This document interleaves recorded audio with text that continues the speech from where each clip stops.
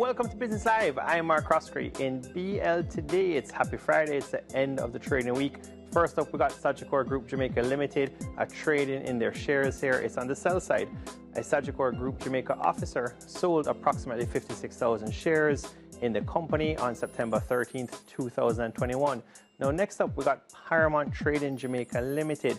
The company comes out with an advisory that their 2021 annual report is going to be delayed. So there's going to be a delay in the submission of this report. What the company is saying here, Paramount, is that they're expecting to get this annual report into the Jamaica Stock Exchange or the JSE by October 5th, 2021. The company also states that for its shareholders, there should be an advisor coming out to keep them abreast of its AGM or their annual general meeting. Now, the reason for the delay in terms of their annual report is due to the COVID-19 pandemic. Next up tonight, we got Express Catering here Limited.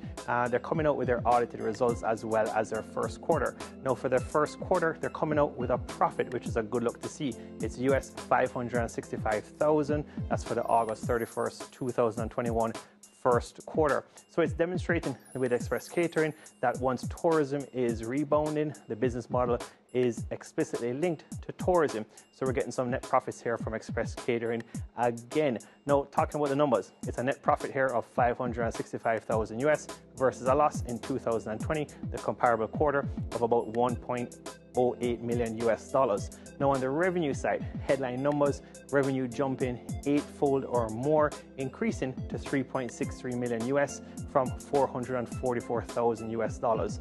Now, total equity, about 2.8 million US dollars. The company has always run traditionally a very high debt to equity ratio. Once they put that lease obligation also into the balance sheet, it got even higher. But the bottom line is that's how Express Catering has run the business historically.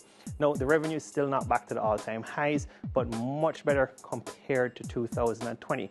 Now, next up, IronRock Insurance here, coming out with a notice or an advisory on their annual general meeting. That's the AGM. Now, the company's AGM is going to be held virtually. It's coming up Tuesday, October 5th, 2021, and it's going to start at 3 p.m. Last up, before you head into your weekend, Pulse Investments Limited here, coming out with their audited financial year end and talk about profits.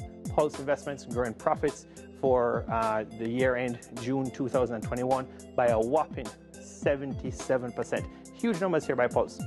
Now, the revenue actually hitting 807 million Jamaican dollars versus 678 million for the year ended audited financial results. Now, net profits even more impressive. We're talking about here $1.46 billion worth of net profits versus 840 million in the previous year, 2020. So this equates actually to earnings per share, 23 cents per share, and total equity now, huge number here for Pulse Investments, closing the period 5.58 billion Jamaican dollars. I'm Mark Croskery. This is BL.